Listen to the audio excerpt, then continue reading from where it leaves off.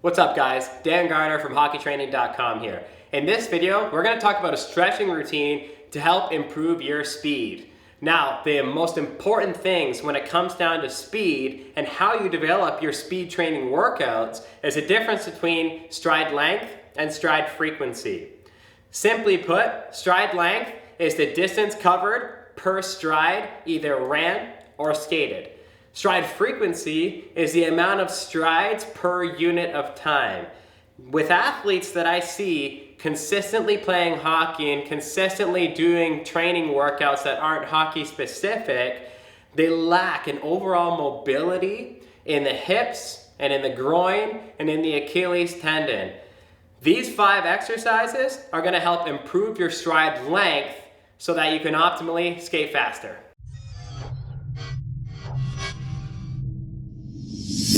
Okay, to kick off these stretches that are going to make you a faster hockey player, we're going to start with one that you're all very familiar with, the ground groin frog stretch. A lot of you guys do this one on the ice, but you can also do it on the ground, and I want you to do it post-workout. For those of you who can do the ground frog stretch, I want you to do what Kevin's demonstrating for you here right now. And for those of you who can't, I want you to do this seated groin stretch and slightly press down on your knees to get a similar effect. Okay, moving on to the second stretch here. This is the grounded glute stretch. You're going to see Kevin demonstrating here, staying perfectly relaxed, lying on the ground with his one ankle on top of his other knee. You're going to lean back and feel a stretch in the glute, and in order to get a real stretch here, I want you to wrap your arms around your leg and pull and feel that stretch. The third stretch we're going to do is the seated piriformis stretch.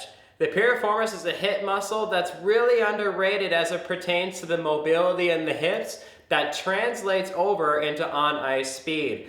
Simply find a place to sit down, place your ankle on your opposite knee, and press down on your knee that's crossed over and start lightly feeling the piriformis stretching into place.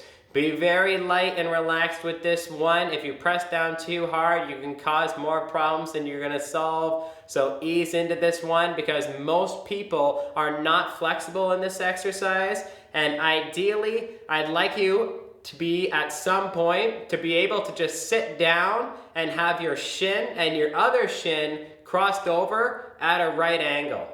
The fourth exercise in this circuit is the hip flexor stretch. So for the beginners or for the people who have super tight hips, which is a lot of you, you're gonna start simply on the ground. Notice Kevin keeps a good posture here. He's up on one knee and the hip flexor that's being stretched, I want you to imagine driving that thing into the ground, okay? Really stretch that out in order to get the best benefit from this exercise.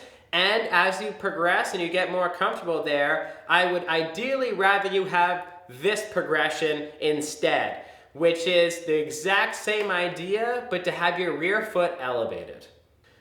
Last but not least, the calf stretch. This is very simple. You can do this on any block or simply a set of stairs at your house.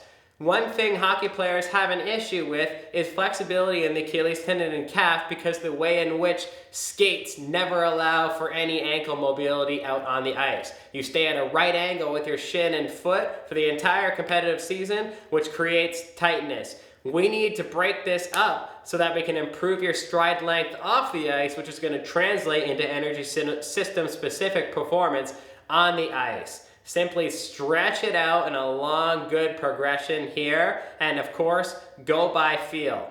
Now, lastly, what are the rules here? These are all great exercises in order to incorporate into your routine to have a longer stride length and be a faster hockey player. Simply perform this circuit 3 to 4 times per week, either at home or immediately post-workout for the best results. And instead of counting, simply perform each stretch for 10 to 15 deep diaphragmatic breaths. Thanks a lot for watching.